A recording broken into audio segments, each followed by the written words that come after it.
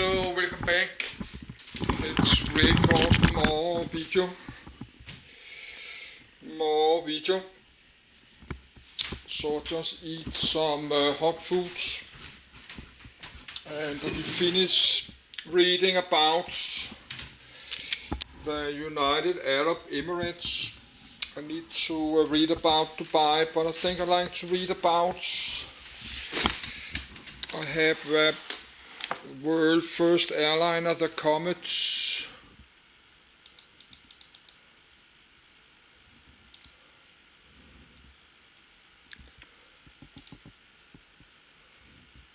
This one, let's read about this. They have it in Comet. It's 3 p.m. Then this camcorder is finished charging, and it's charging like takes 24 hours for charging.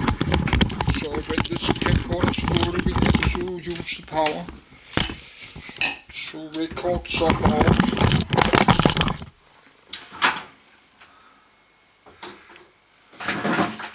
So let's drink a bit water.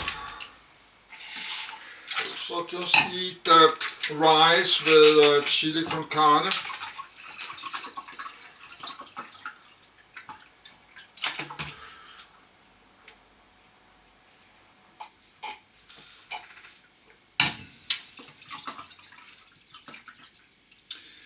So I will do a video later in Danish and English about this Comet, this jetliner, this small jetliner.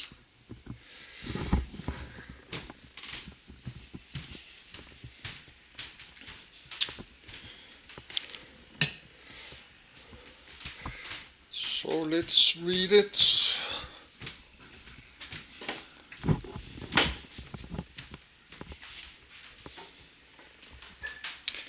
But I need a minute. I need a minute to do myself ready.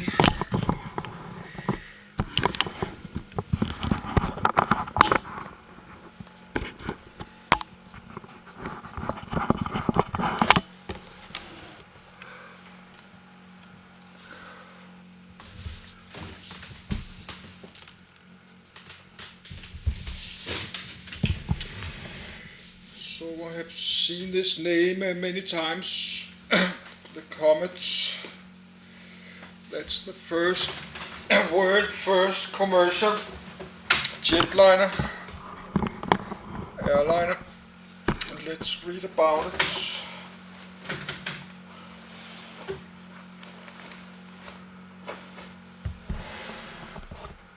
I have to check my cell phone.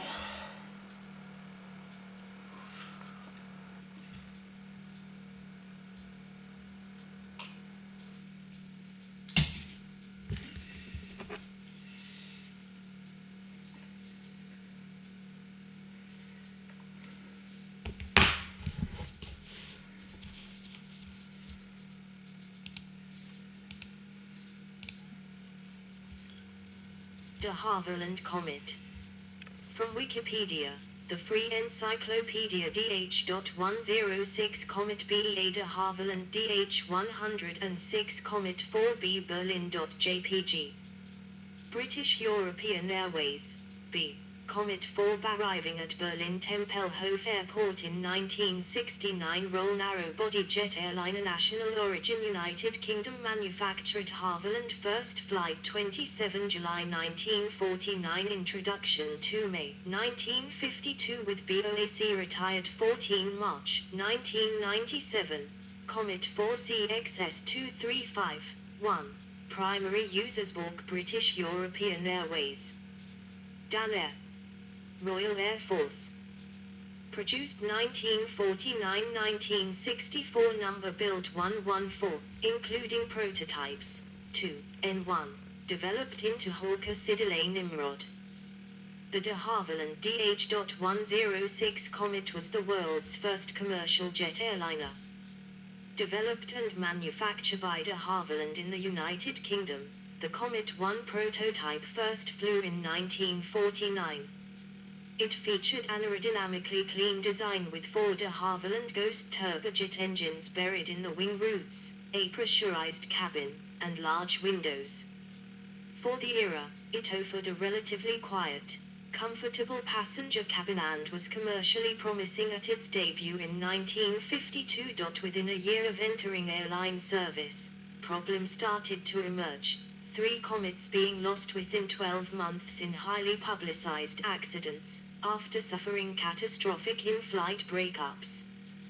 2 of these were found to be caused by structural failure resulting from metal fatigue in the airframe, a phenomenon not fully understood at the time.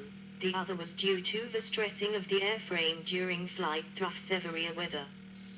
The Comet was withdrawn from service and extensively tested. Design and construction flaws, including improper riveting and dangerous concentrations of stress around square cutouts for the ADF, automatic direction finder, antennas were ultimately identified. As a result, the Comet was extensively redesigned, with structural reinforcements and other changes. Rival manufacturers heeded the lessons learned from the Comet when developing their own aircraft. Although sales never fully recovered, the improved Comet 2 and the prototype Comet 3 culminated in the designed Comet 4 series, which debuted in 1958 and remained in commercial service until 1981. The Comet was also adapted for a variety of military roles such as VIP, medical and passenger transport, as well as surveillance. The last Comet 4, used as a research platform, made its final flight in 1997. The most extensive modification resulted in a specialized maritime patrol derivative, the Hawker Siddeley Nimrod, which remained in service with the Royal Air Force until 2011, over 60 years after the Comet's first flight. Development. Origins. Design studies for the DH.106 Comet 1944-1947, artist's impression, on the 11th of March, 1943. The Cabinet of the United Kingdom formed the Brabazon Committee, which was tasked with determining the UK's airliner needs after the conclusion of the Second World War. 4. One of its recommendations was for the development and production of a pressurized, transatlantic mailplane that could carry 1 long ton, 2,200 pound, 1,000 kilograms, of payload at a cruising speed of 400 miles per hour, 640 kilometers per hour, non-stop. 5. Aviation company Havilland was interested in this requirement, but chose to challenge the then widely held view that jet engines were too fuel-hungry and unreliable for such a role. N2. As a result, committee member Sir Geoffrey de Havilland, head of the de Havilland Company, used his personal influence and his company's expertise to champion the development of a jet-propelled aircraft, proposing a specification for a pure turbojet-powered design. 4. The committee accepted the proposal, calling it the Type 4, of 5 designs, N3, and in 1945 awarded a development and production contract to de Havilland under the designation Type 106. The type and design were to be so advanced that de Havilland had to undertake the design and development of both the airframe and the engines. This was because in 1945 no turbojet engine manufacturer in the world was drawing up a design specification for an engine with the thrust and specific fuel consumption that could power an aircraft at the proposed cruising altitude, 40,000 feet, 12,000 m, speed, and transatlantic range as was called for both Type 106.8. First phase development of the DH.106 focused on short and intermediate range mailplanes with small passenger compartments and as few as 6 seats, before being redefined as a long-range airliner with a capacity of 24 seats. 5. Out of all the Brabazon designs, the DH.106 was seen as the riskiest, both in terms of introducing untried design elements and for the financial commitment involved.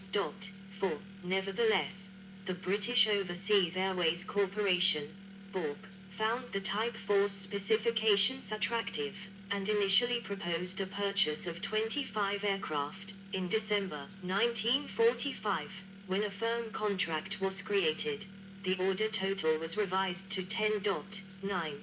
During the next few years, the UCA's an opportunity which may not recur, of developing aircraft manufacture as one of our main export industries. On whether we grasp this opportunity and so establish firmly an industry of the design team was formed in 1946 under the leadership of Chief Designer Ronald Bishop, who had been responsible for the Mosquito fighter bomber. 9. Several unorthodox configurations were considered, ranging from canard to tailless designs winking sad smiley N4, all were rejected. The Ministry of Supply was interested in the most radical of the proposed designs, and ordered 2 experimental tailless DH-108S, N5, to serve as proof of concept aircraft for testing swept-wing configurations in both low-speed and high-speed flight. 5. 11. During flight tests the DH-108 gained a reputation for being accident-prone and unstable, leading de Havilland and Bork to gravitate to conventional configurations and, necessarily, designs with less technical risk. 12. The DH-108S were later modified to test the DH.106S power controls. 13. In September 1946, before completion of the DH-108S, Bork requests necessitated a redesign of the DH.106 from its previous 24-seat configuration to a larger 36-seat version. 5. N6, with no time to develop the technology necessary. Future as a great nation made Penn utmost strategic and economic importance. Our Duncan Sunday's Minister of Supply, 1952. 10. For a proposed tailless configuration, Bishop opted for a more conventional 20-degree swept-wing design, N7, with unswept tail surfaces, married to an enlarged fuselage accommodating 36 passengers in a 4-abreast arrangement with a central aisle. 15. Replacing previously specified Halford H.1 Goblin engines. 4 new, more powerful Rolls-Royce Avons were to be incorporated in pairs buried in the wing roots. Halford H.2 Ghost engines were eventually applied as an interim solution while the Avons cleared certification. The redesigned aircraft was named the DH.106 Comet in December 1947. N8, revised first orders from BOAC and British South American Airways. N9, totaled 14 aircraft, with delivery projected for 1952. 14. Testing and prototypes. As the Comet represented a new category of passenger aircraft, more rigorous testing was a development priority. 17. From 1947 to 1948. De Havilland conducted an extensive research and development phase including the use of several stress test rigs at Hatfield Aerodrome for small components and large assemblies alike. Sections of pressurized fuselage were subjected to high-altitude flight conditions via a large decompression chamber on site, N10, and tested to failure. 18. Tracing fuselage failure points proved difficult with this method, 18. And de Havilland ultimately switched to conducting structural tests with a water tank that could be safely configured to increase pressures gradually. 13, 18, 19. The entire forward fuselage section was tested for metal fatigue by repeatedly pressurizing to 2.75 pounds per square inch, 19.0 kPa, overpressure and depressurizing through more than 16,000 cycles, equivalent to about 40,000 hours of airline service. 20. The windows were also tested under a pressure of 12 psi, 83 kPa, 4.75 psi, 32.8 kPa, above expected pressures at the normal service ceiling of 36,000 feet, 11,000 m. 20. One window frame survived 100 psi, 690 kPa. 21. about 1,250% over the maximum pressure it was expected to encounter in service. 20.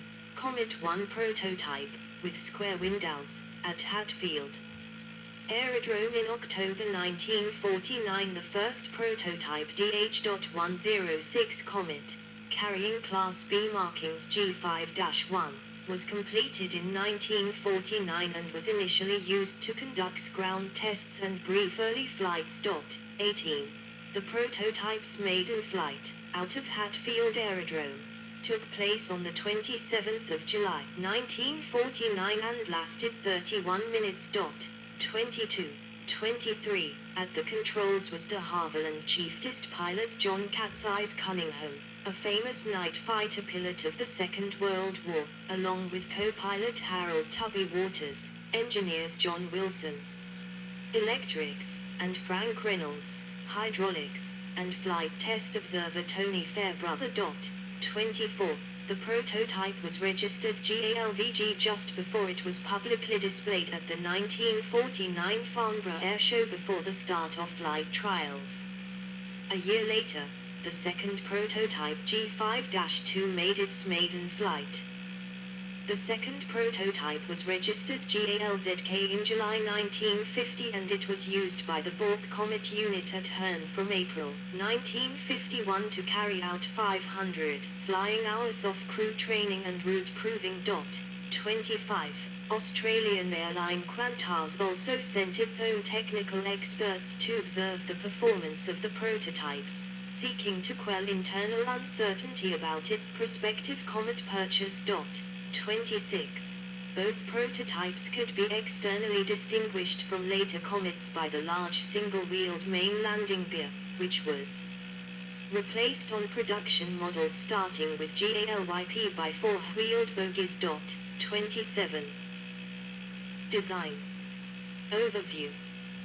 Danair Comet 4C Cabinet. National Museum of Flight. Comet was an all-metal low-wing cantilever monoplane powered by four jet engines. It had a four-place cockpit occupied by two pilots, a flight engineer, and a navigator.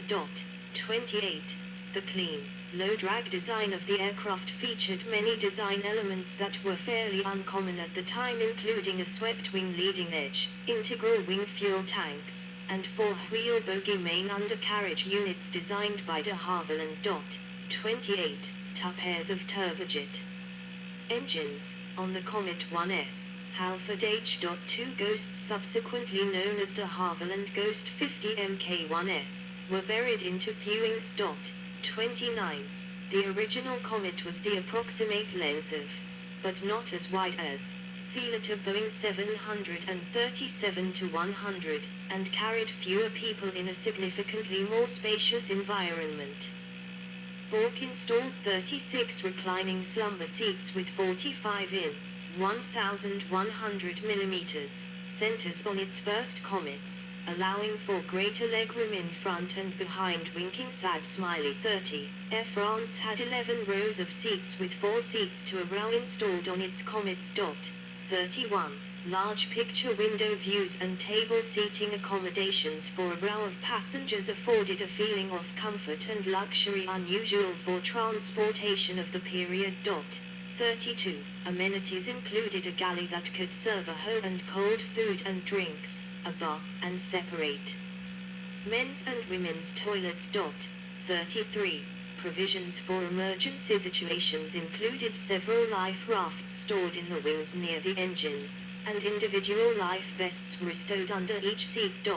28. One of the most striking aspects of Comet travel was the quiet, vibration-free flying as touted by BOAC. 34. N11. For passengers used to propeller-driven airliners, smooth and quiet jet flight was a novel experience. 36. Avionics and systems. For ease of training and fleet conversion, de Havilland designed the Comet's flight deck layout with a degree of similarity to the Lockheed Constellation, an aircraft that was popular at the time with key customers such as Bork. 18. The cockpit included 4 dual controls for the captain and first officer, and a flight engineer controlled several key systems, including fuel, air conditioning and electrical systems. 37. The navigator occupied a dedicated station, with a table across from the flight engineer.